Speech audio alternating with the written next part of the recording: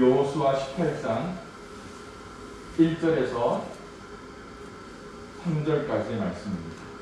이스라엘 자손의 온 회중이 실로에 모여서 거기에 회막을 세웠으며 그 땅은 그들 앞에서 돌아와 정복되었더라. 그러나 이스라엘 자손 중에 그 기업의 분배를 받지 못한 자가 아직도 7 지파라. 여호수아가 이스라엘 자손에게 이르되 너희가 너희 조상의 하나님 여호와께서 너희에게 주신 땅을 점령하러 가기를 어느 때까지 지체하겠느냐. 아멘.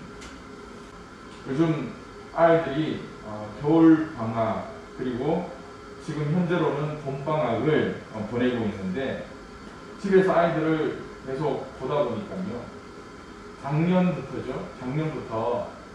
이맘때부터 이제 해를 넘기면서 아이들하고 처음에는 복작복작 5 식구가 같이 있는 게 얼마나 좋았는지 모릅니다.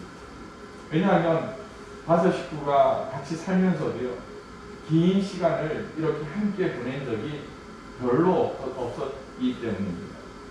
그런데 이제 5 식구가 살다 보니까 이제 몇 가지 우리 가정의 모습들 가운데 좀 고쳐야 하겠다라는 그런 생각을 갖는 것이 몇 가지가 있습니다.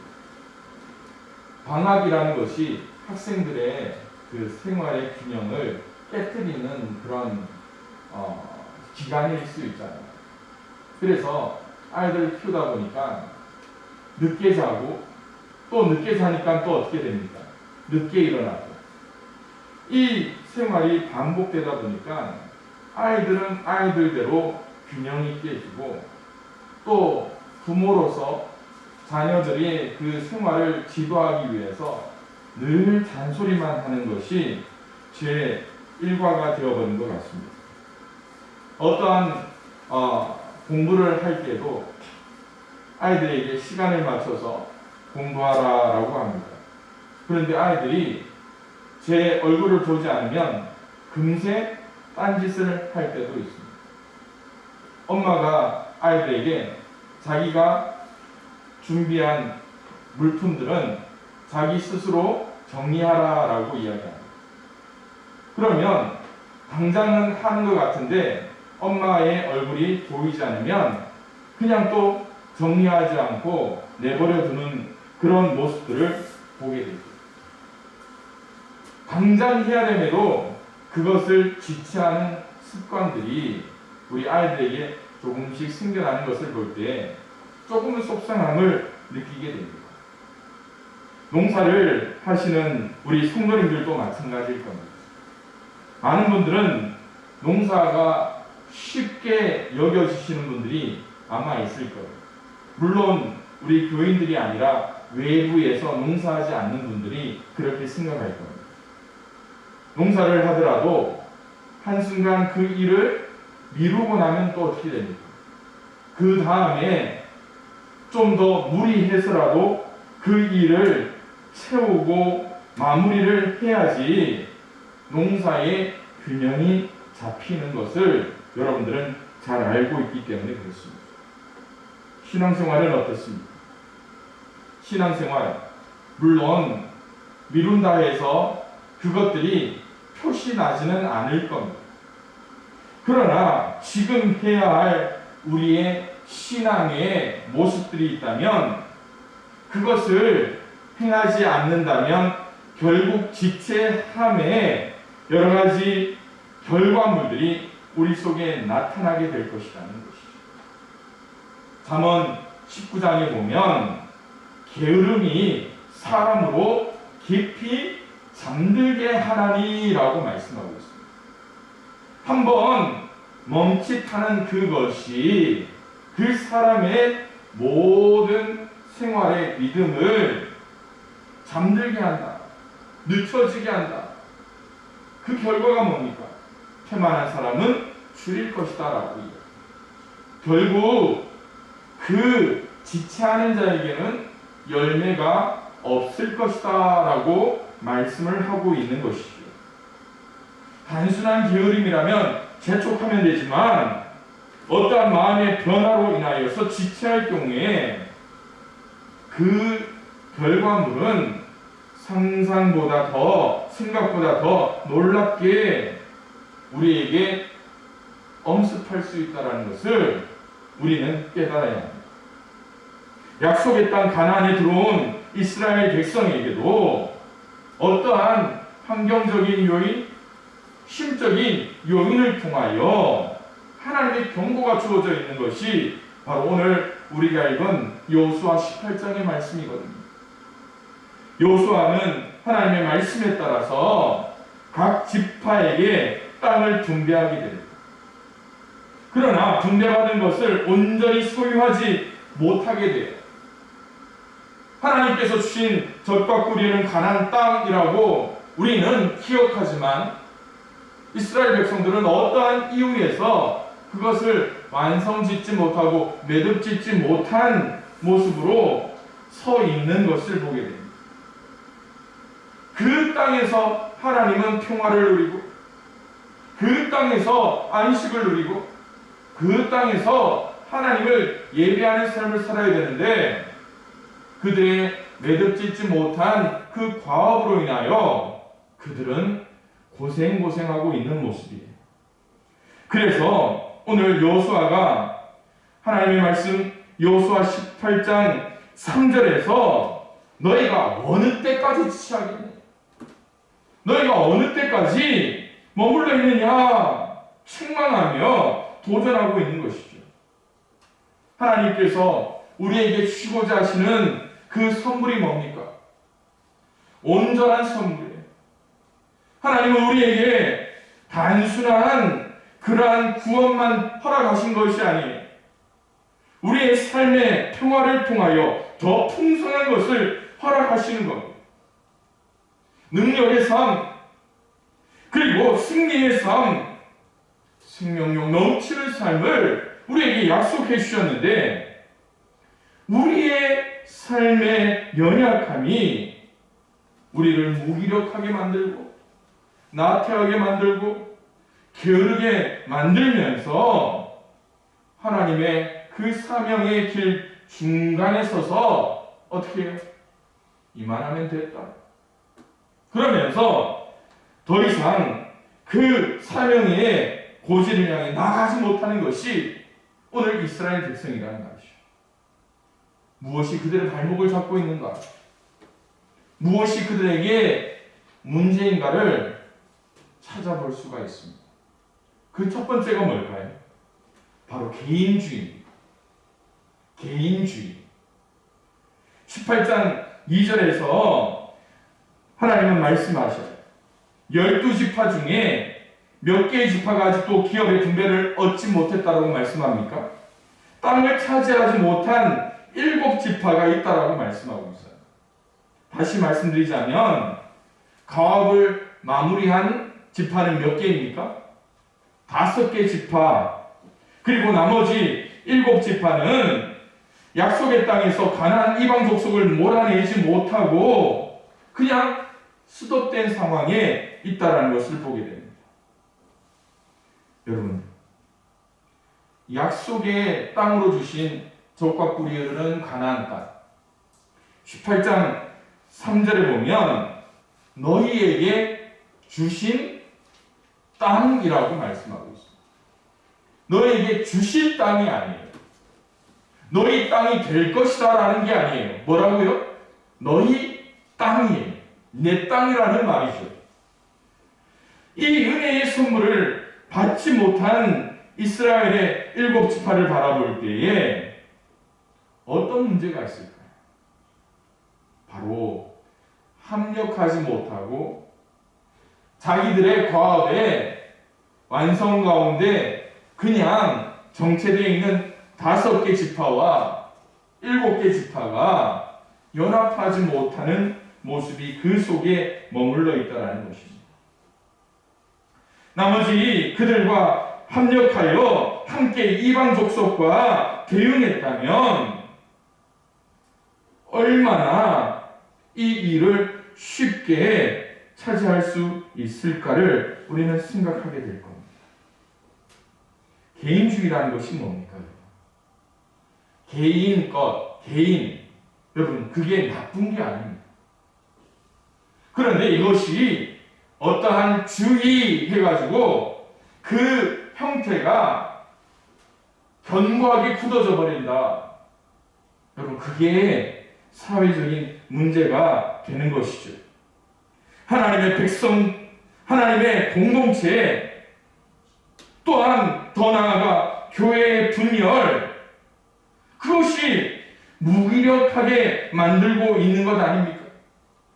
오늘의 그리스도인들은 복음을 듣고 예수 그리스도를 믿어 구원받게 된 것에 감사해야 되는데, 그것이 나 혼자의 것으로 머물러 버린다면 어떻게 될까요? 이기적인 개인주의가 표출된 이 이스라엘의 모습이 그 17장부터 등장하게 된 것을 보게 됩니다. 요셉 자손이요, 요셉의 아들 에브라임과 므낫세 지파를 형성하게 됩니다. 이 두 지파가 얼마나 큰 은혜를 받았는지요. 17장 14절에 보니까 큰 지파라는 수식어가 붙어 있습니다. 그리고 이 에브라임과 므낫세 지파를 향해서 17장 17절에 뭐라고 이야기하느냐 하면 큰 권능이 그들에게 주어져 있다라고 말씀을 하고 있습니다. 그런데 이 축복을 받은 지파임에도 능동적으로 하나님이 주신 그 사명에 감당하지 못하고 하나님 앞에 불평을 해요. 뭐라고 불평하는지 아십니까? 더 많이 땅을 나눠주지 않았다라고 불평불만을 하는 거예요. 그래서 여호수아 17장 15절에 보면 이렇게 말씀하고 있습니다. 여호수아가 그들에게 이르되 내가 큰 민족이 되므로 에브라임 산지가 뭐라고 말합니까? 빨간색 글씨 내게 너무 좁을진대라고 해요. 하나님이 주신 그 땅을 그들의 눈으로 판단하는 거예요. 뭐라고요? 너무 좁다라는 거예요. 그리고 그 모든 것에 그들이 불평을 하는 겁니다. 거기에 뭐라고 변명을 합니까? 요셉 자손이 이르되 그 산지는 뭐라고요? 우리에게 넉넉하지 못하고 골짜기 땅에 거주하는 모든 가나안 족속에게 베스안과 그 말에 거주하는 자이든지 이스라엘 골짜기에 거주하는 자이든지 뭐가 있더라? 다 철벽거가 있더라. 그래서 좁더라도 어떻게 하면 됩니까? 능동적으로 그 사명을 감당하면 되는데 자신들을 보게 됩니다. 지난주에 그리고 지지난주에 설교를 통해서 말씀드린 거 혹시 기억나십니까? 무엇이 우리를 움츠려들게 하고 무엇이 우리를 영적인 침체 가운데 빠지게 합니까? 나 스스로 인간 본연의 죄악됨이라고 해야죠. 하나님의 사명을 받았던 이 요셉 자손들이 무엇을 보게 됩니까? 자신들의 연약함, 넉넉하지도 못하더이다. 그들은 다 철병거를 가지고 있더라. 적군에 대한 두려움을 핑계 삼아 사명의 자리로 나가지 않는 거예요. 여러분, 이스라엘 백성들이 무엇을 가지고 출애굽을 합니까? 믿음입니다. 광야 40년 무엇 가지고 그들이 지내왔습니까? 믿음입니다. 그들이 무엇을 가지고 요단을 건넙니까? 믿음이에요. 그들이 무엇을 가지고 여리고성과 아이성을 점령하게 됩니까? 믿음입니다. 수많은 시간이 흐른 다음에 그들 가운데 연약함이 찾아오니까 그들에게서 뭐가 볼 수 없게 됩니까? 하나님에 대한 믿음. 어쩌면 배가 부르니까 하나님의 은혜를 잊어버리고 혼자 평안히 살아가는 것을 선택하는 모습들이 그 속에 나타나고 있다라는 것이. 이 요셉 후손들은 하나님께서 주신 기회와 능력을 사용하지 않고 현재 주어진 상황을 불평하면서 하나님이 내게는 적게 주셨다라고 원망하고 있는 그 모습이 어쩌면 우리의 모습처럼 드러나고 있지는 않습니다. 하나님, 저도 옛날에 열심히 신앙생활하고 헌신도 많이 했습니다. 이제는 좀 안식하며 쉬게 해주세요. 그런데 여러분, 안식과 나태함은 차이가 있습니다. 그렇지 않습니까? 개인주의에 빠져있는 그 모습과 공동체를 향하여 나아가는 사명자의 모습은 분명히 다릅니다. 이제 우리 양평교회도 코로나 이후를 생각해야 된다. 코로나 이후를 바라봐야 하는 거예요. 혹시 1년여 그 시간 동안 우리의 신앙 속에 개인주의에 물들어져 버리고 이제 모든 것을 귀찮아하는 우리의 모습들이 있다면 이제 오늘의 말씀을 통하여 어느 때까지 지체하겠느냐 하시는 그 말씀에 우리는 힘이 있어야 된다는 것입니다. 전도도 마찬가지입니다. 하나님께서 우리에게 주신 영혼들을 바라보며 이쯤 하면 되겠다. 아닙니다. 하나님께서 그 영적인 나태함과 또한 전도에 대한 게으름을 통하여 어느 때까지 지체하겠느냐. 여러분, 우리 모두가 하나님의 권속이요 하나님의 그 능력 아래 머물러 있다면 다시금 우리의 사명이 하나님을 향하여 표대를 향하여 나아갈 수 있는 저와 여러분들의 신앙이 될 수 있기를 주님의 이름으로 축원을 드립니다. 두 번째로요, 이들이 무엇 때문에 하나님이 주신 그 정복의 역사에 지체하고 있는가를 찾아보기를 원합니다. 그것은 다른 것이 아닙니다. 실용주의, 세속적인 실용주의에 그들이 물들어 있다는 거예요. 여러분, 작년에 제가 설교를 할 때 물건을 사기 위해서 요즘 젊은 사람들이 생각하는 게 있다고 제가 말씀드렸습니다. 뭡니까? 뭐에 따라서 물건을 산다고 했는지 혹시 기억나십니까? 예, 가성비.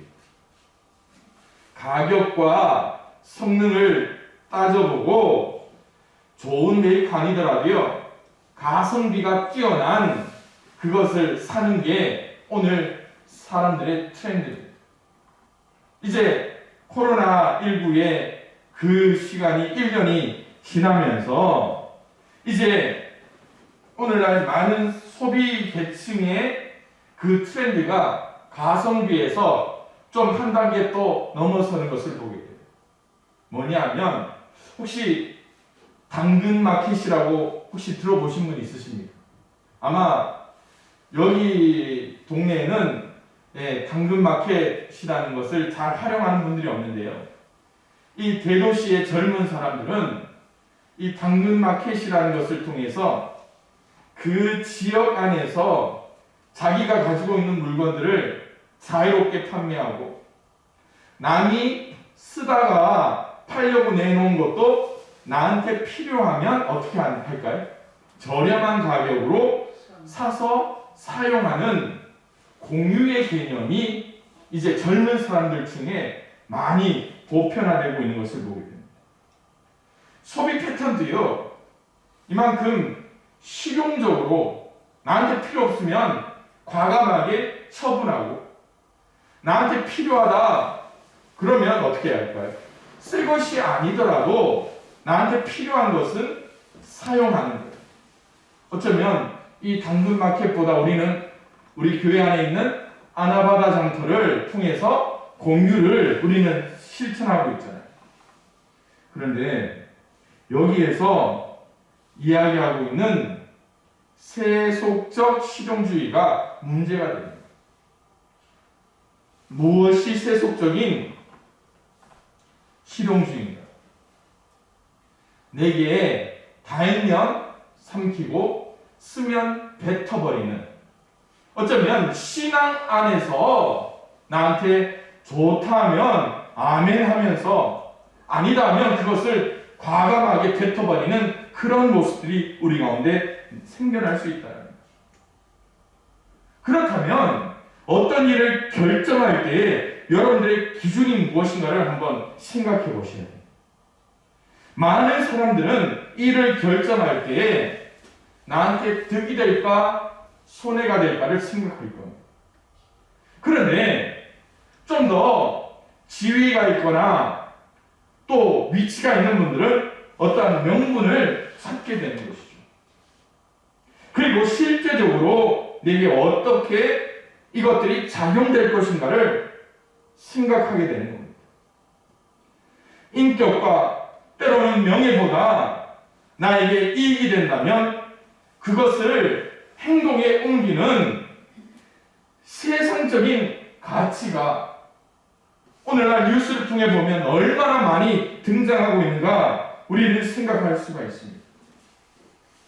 본문에서요, 이스라엘 백성들이 하나님 주신 젖과 끓이는 가나안 땅을 온전히 점령하지 못하고 이방 민족들을 쫓아내지 못하고 있는 이유를 설명하고 있습니다. 여호수아 16장 10절에 이렇게 말씀합니다.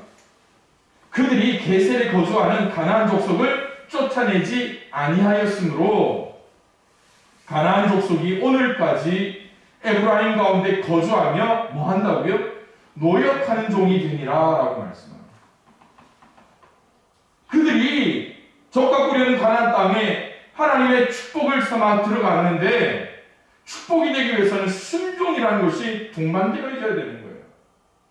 그런데 그 땅과 어쩌면 쫓아내고 죽여야 할 이방 민족을 바라보니까 이 사람들을 내가 노예로 삼고 내 몸종으로 삼으면 내가 편하겠다라는 생각을 합니다. 여호수아 17장 13절에도 동일한 말씀이 있습니다. 이스라엘 자손이 강성한 후에야 가나안 족속에게 노역을 시켰고 다 쫓아내지 아니하였더라라고 말씀합니다. 그 마음을 품고 이제 그들에게 힘이 생기니까 그들을 노예로 삼게 되었다는 거예요.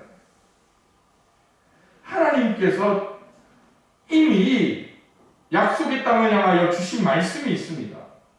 신명기 7장 1절에서 5절의 말씀을 보니까요, 너희가 차지할 땅으로 헷 족속, 기르가스 족속, 아모리 족속, 가나안 족속과 브리스 족속과 히위 족속, 여부스 족속 이들이 있는데 그들을 쫓아내실 때에 하나님 여호와께서 그들을 내게 넘겨 내게 치게 하시겠다라고 약속하고 있어요. 그리고 그들에게 몇 가지 당부의 말씀을 명령하고 있습니다. 그들을 어떻게 하라고요? 진멸할 것, 그들과 어떤 언약도 맺지 말 것, 또 그들을 불쌍히 여기지 말 것, 또 그들과 혼인도 하지 말 것. 무엇 때문입니까, 여러분?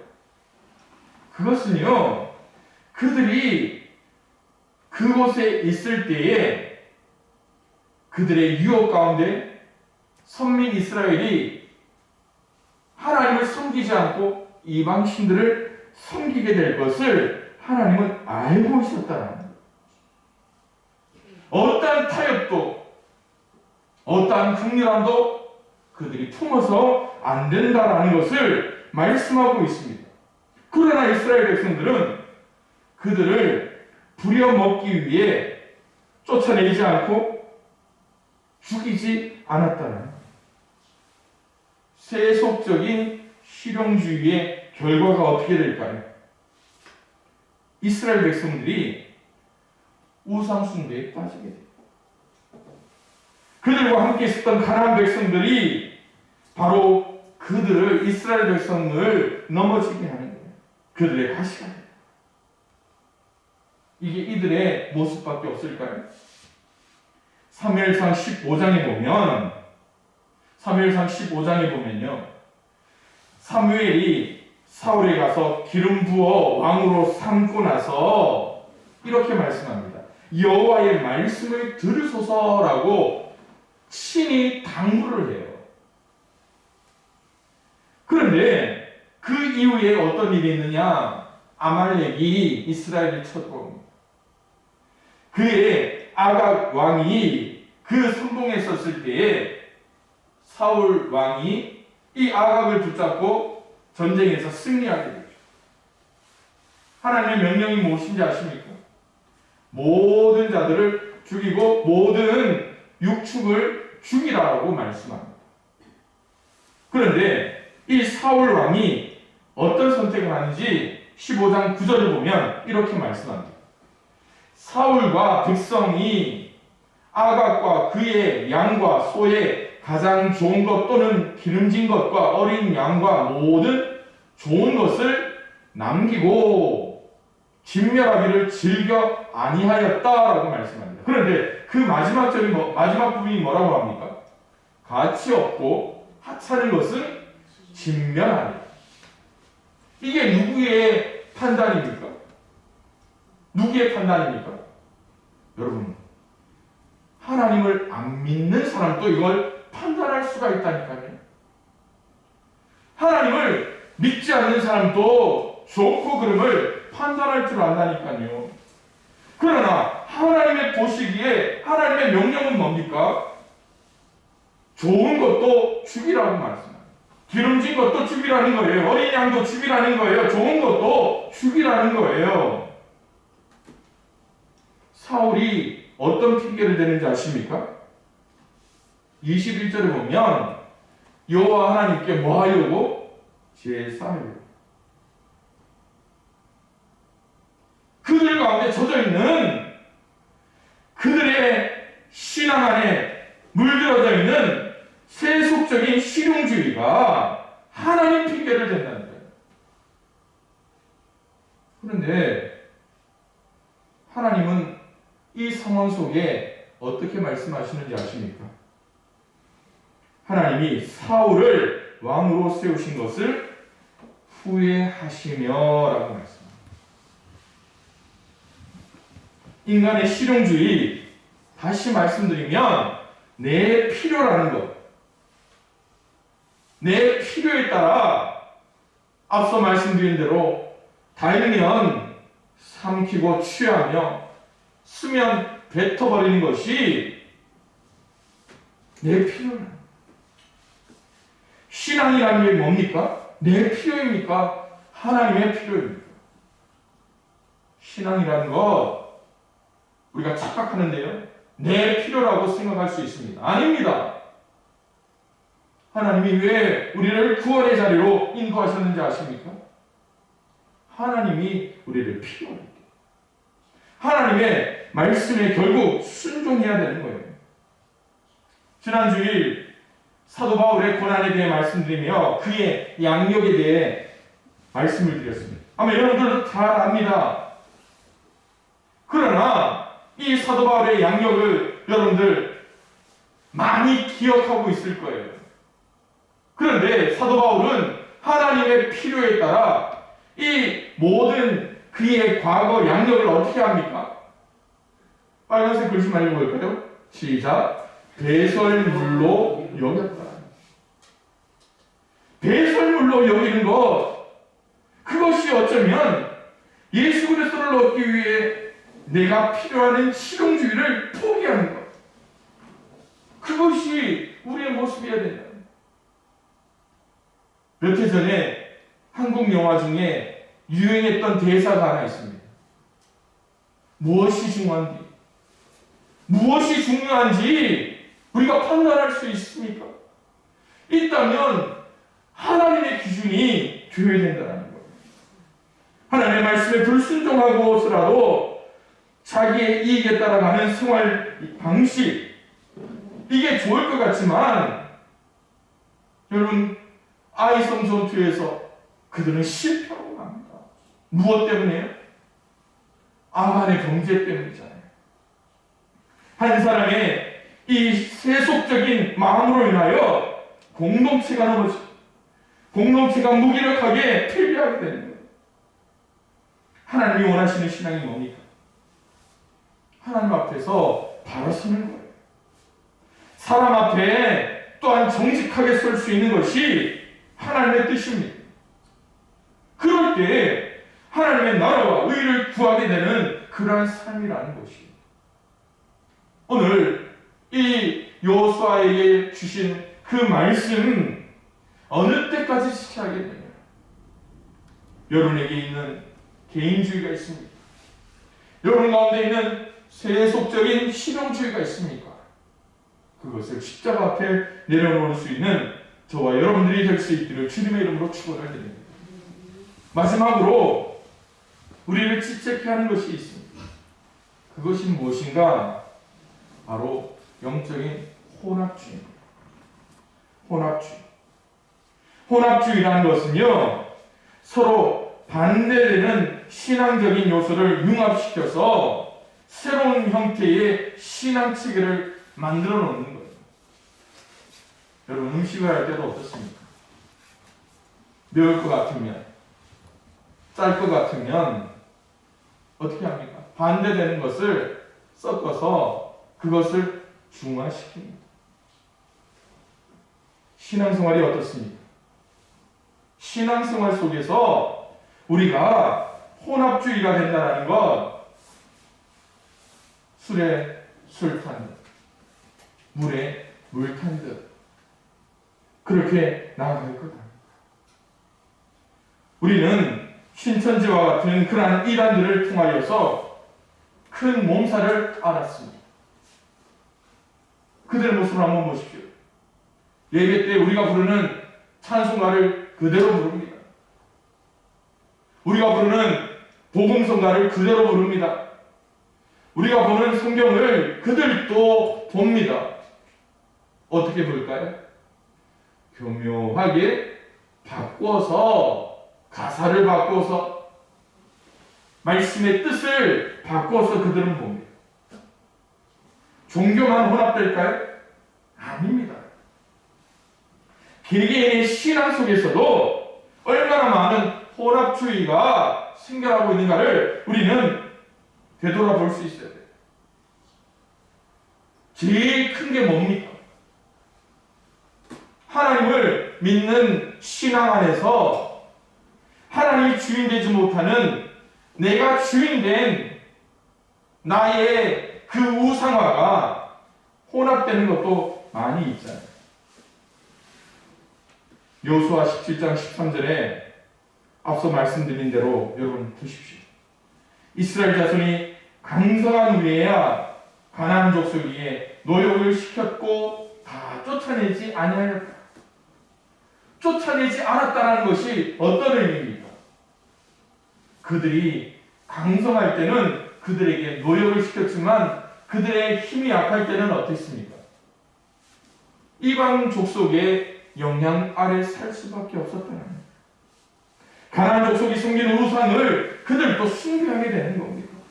결국 여호와의 신앙을 가지고 있던 이스라엘 족속이 처음부터 빠져 있었던 것이 아니라 점점 가나안 신앙과 섞이면서 어떻게 돼요? 혼합주의가 돼요. 종교도 혼합주의가 돼요. 정치도 혼합주의가 되는 거예요. 개개인이 혼합주의에 빠져야 되겠네요. 이스라엘 왕조의 역사를 어떻게 결론 낼 수 있는지 아십니까? 여러분, 열왕기 상하, 역대상하를 보면 이스라엘의 왕조가 어떻게 움직였는지 여러분 잘 알지 않아요? 단 한 줄로 이스라엘의 왕조의 역사를 정리하면 어떻게 나오는지 아십니까? 하나님만 섬기느냐, 이방신만 섬기느냐, 또 하나가 있죠. 하나님과 우상을 겸하여 섬기느냐. 이것이 이스라엘 왕조의 역사예요. 10계명의 제1계명이 뭡니까? 너는 나 외에 다른 신들을 내게 있게 하지 말지니라 라고 말씀하고 있잖아요. 다른 신들을 내게 있게 말라고 이야기하는 겁니다. 출애굽한 이스라엘 백성들을 향한 하나님의 명령이 뭔지 아십니까? 이스라엘아 들으라, 쉐마 이스라엘, 우리 하나님 여호와는 오직 유일한 여호와이시니 너는 마음을 다하고 뜻을 다하고 힘을 다하여 내 하나님 여호와를 사랑하라 하시는 말씀이에요. 여러분, 혼합주의에 빠지면 어떻게 합니까? 여보세요. 내 마음을 하나님 앞에 보였습니다. 뜻을 보였습니다. 힘을 보였습니다. 여러분, 다 한다라는 그 의미와 요만큼 보였다라는 것 차이가 있습니까? 없습니까? 있잖아요. 그죠? 여러분, 그 구별할 줄 알아야 돼요. 우리 신앙이 다 하는 신앙인가, 흉내만 내는 신앙인가, 아니면 섞여 있는 신앙인가. 그러기에 여러분, 이스라엘을 통한 하나님의 교훈은 명확합니다. 처음부터 하나님의 백성이 하나님을 떠난 것이 아니라는 거예요. 혼합되어서 점점 그 비중이 이방 신 쪽으로 넘어가게 되더라는 말이에요. 처음부터 지체한 것이 아니라 어떻게 해요? 점점 이 여러 가지 요소들의 발목이 잡히면서 하나님의 사명을 지체하게 되더랍니다. 사랑하는 성도 여러분, 여러분에게 하나님이 주신 사명이 무엇입니까? 여러분에게 주신 하나님의 약속의 땅이 어디에 있습니까? 여러분들은 그것을 차지하고 있습니까? 아니면 어중간하게 발을 담고 있으십니까? 이제 하나님은 분명히 말씀합니다. 어느 때까지 지쳐야 됩니다. 어느 때까지. 오늘 특별히 오늘부터 사순절을 맞아서 우리가 예수 그리스도의 그 공생애를 기억하며 우리 신앙의 훈련을 감당할 수 있어요. 개인주의, 세속적인 실용주의, 혼합주의에 빠져있는 우리의 삶이 그곳에서 떠나야 합니다. 그곳에서 변화되어야 되는 거예요. 하나님 앞에 다 하는 신앙의 모습으로 이제 돌아서야 돼요. 더 이상 지체할 틈이 없습니다. 사랑하는 성도 여러분, 오늘 우리가 이 말씀을 생각하며 하나님, 우리 모두를 하나님의 귀한 믿음의 사명자 온전히 쓰임받게 하여 주시고 우리로 앞만 보고 나아가며 흔들림 없이 중심을 잡을 수 있는 모두가 될 수 있도록 주님 축복하여 주옵소서. 오늘 말씀을 생각하며 함께 합심으로 기도하며 나아가기를